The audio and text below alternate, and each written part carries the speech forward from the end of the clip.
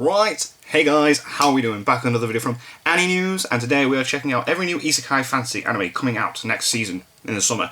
Now, a new Overlord's coming back, very excited for that. Did not realise that Machi is also coming back, same season. I'm very, very excited. So let's see what the other stuff is that's coming, shall we? New season, that's gone so quick, my god. I'm pretty sure you don't need me to tell you just how stacked next season is. Yeah, you do. We've got a whole bunch of sequels that a lot of us have been waiting quite a long time Machi, for, and more than a sick. few new Isekai that might be worth your attention. Interesting. So, even though returning shows like Overlord and Machi are probably going to be king, perhaps one of these new ones could also be interesting. Starting with the sequels, first we have the one that I'm sure you're most excited for. Overlord! The direct continuation to Overlord. Hell, once yes. again following Ainz and his unintentional... It's gonna be so sick. Can't wait, can't wait. July 5th. Because I did already make a video covering what to expect from it though, you can find a refresher for Season 4 using the link down below. It's a pretty comprehensive breakdown of where we're at in the story so far. If we're looking at the new season in terms of quality though, I think we can expect a few improvements from what we got back in Season 3. Right, yes, CG-wise and Madhouse that. is doing the animation once again, but the trailers seem to showcase a rather significant improvement to the overall No, watch the trailer, I don't want to... The CGI doesn't appear as unnatural, and all that Sakuga with Shalt here was actually quite impressive. Yeah, okay, let's go. Another sequel that a lot of us weren't expecting was the recently announced return... Oh my god, is this July as well? 8 years later, and we finally get to see City working his Oh my god! As one of I the can't first wait. fantasy anime I'd ever Oh, watched, this I season's gonna be think so I might have sick. far more than I should, but there's just something oddly satisfying in It's so good. Season 1's so good. these mundane tasks. It's not a series that deals with anything as serious as Overlord might, but No. it does have a unique comedic approach that not many other shows pull off. Very much so. So, if you're one of the few who hasn't watched the first season from back in Get on 2013, it. then I highly recommend doing Get so before the next on one comes out on it. July 14th. A quick thing to note about Season 2, though, was that it seems the staff behind it is completely different from last season. Okay. No longer is Studio White Fox in charge of the animation, and both the director and producer are completely different now. Okay, fair. So, if you're expecting a style and quality similar to what we got back in 2013, Might then not. you might be shocked to find things a little bit different. Well, we'll see. I'm still The excited. next fantasy sequel on our list is a personal favorite of mine you know as So good. Machi. An anime I find has always been pretty consistent. Yep. Sure, Season 2 may have been a little bit weak story-wise, but you can always count on JC's staff to deliver that high-quality animation, which is especially Season good 3 is now so that it's sick, one of man. the best arcs in the entire series. If you don't remember from Season 3, the discovery of the Xenos was a whole aspect that Yes. changed the very way we perceived the Bless. dungeon. So, for this next arc to take us back to the dungeon adventures that started it all, then That's this cool is to go the back. Cool, long-awaited cool. subplot focusing on Ryu. There's definitely a whole lot to make the Nice. story extremely interesting. That being the case, I honestly can't recommend enough catching up with this before the next season starts. It's the other series I plan on making videos for alongside Overlord. So, Yeah. if anything, it's Oh, just another yeah. excuse to watch more of my content. Whoa. Now, the last sequel on our list is the return of the dark Oh, fantasy Made in Abyss. I've still not watched Made in Abyss, you know, I'm so sorry, guys. I really need to. But is actually one of the more grim series you'll probably watch ever.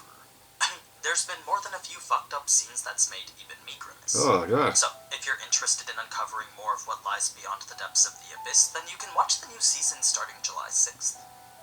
Moving on to the new anime, first we have Studio Reverute's adaptation of the light novel, My Isekai Life. My I Isekai became the second Life. character class and became the strongest sage in the world. Just like how the name suggests, it's a rather standard isekai revolving around a salaryman who becomes a monster tamer.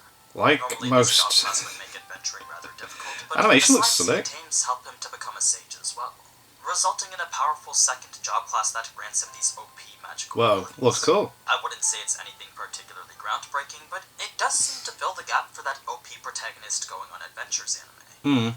Now, this next isekai doesn't really have many trailers to go along with it, but with a title like A Harem in a Fantasy World Labyrinth, I'm sure you don't need me or anything else to tell you what to expect from it. Yeah. What I will say that might make There it we go. more interesting, though, is that this edgy type anime is There we being done by go. the same studio who did Interspecies Reviewers. Oh, okay. So, feel free to use that information in any which way you feel like. An isekai that seems to break away from the more generic premise of the others is the adaptation of the manga Isekai Uncle. Isekai A complete Uncle. take different from many others, mainly because it focuses on the aftermath of being isekai'd. Rather than present the plot as the events of what happened in this new fantasy world, The anime instead shows how the uncle is after he returns from it. Oh! He awakes from a coma after 17 years, now possessing incredible magic and abilities from the world he'd been Whoa, that's such a cool idea! So, as he recounts his time as this supposed hero to his nephew, he also tries to catch up on 2 decades of technological advancements. Oh, mate, that's such a cool idea. I'm sold on that. Two very contrasting characters. I mean, it's not very often we get to see a protagonist actually make it back from being isekai. Now, the animation may not seem the very best, but trust me when I say that the best aspects lie in its comedy. Right. It's truly a different approach to isekai that we've never seen before.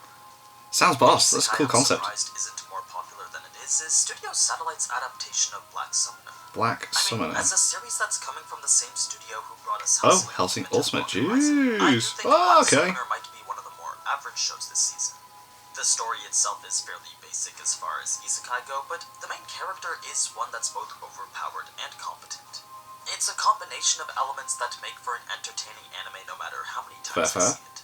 So, think Konosuba if Kazuma was Kirito, and every person to join his party was actually a capable adventurer. Interesting. We then follow that group as they seek out all sorts of different adventures.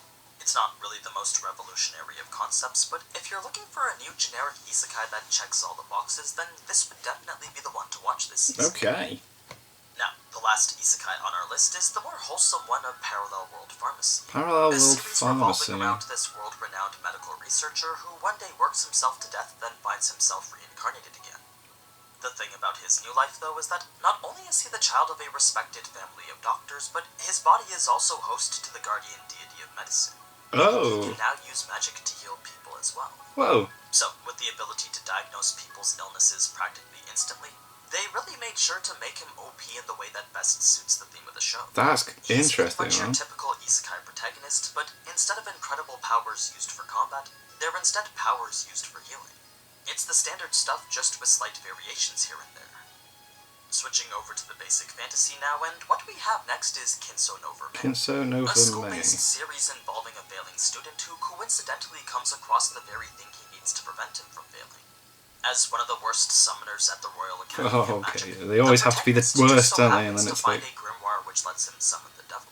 An incredibly powerful demon who'd been sealed away years ago. Oh, okay, that took me by This surprise. ancient demon now serving as his familiar, the story basically becomes the two of them climbing Whoa. the ranks of the academy together. The last new series on our list isn't really one that's new at all. Yeah, I'm sure this is many of weird. you have heard of Why have they the done web this? series Ruby. The Rooster Teeth production by Monty Ohm that put together one of the greatest fictional worlds I've ever had the pleasure of coming across. Season 1 to 3 of Ruby is incredible. Watching since the first episode's release in 2013, it's extremely heartwarming to see it grow to the point that it's now getting its own anime. An anime I know for sure will be fantastic since none other than Studio Shaft is doing it. Plus, with a staff as talented as this, I honestly wouldn't be surprised if Ruby was to become one of the best anime this season. I will check this out. I'm quite skeptical. Series, but we also have a script from the man behind Psycho-Pass 2 and 3, as well as the sound director who did 86, Mushoku Tensei, and Your Lie in April. Okay. So if you've never had the chance to experience the fantastical world of Ruby, then now would definitely be the best time to do so. Everything from its immersive lore to highly character-driven subplots is honestly what makes it so good in the first place. I can only imagine what this new talented team of creatives can add to it. But yeah, that's pretty much every isekai and fantasy coming out next season. It's gonna be good. It's gonna be a good season, man. There's also Classroom of the Elite and Shadow's House, both of which are returning for a season 2. So, it's pretty obvious that summer 2022 is likely going to be carried by its returning series. Yeah. There's quite a few sequels that a lot of people have been waiting for.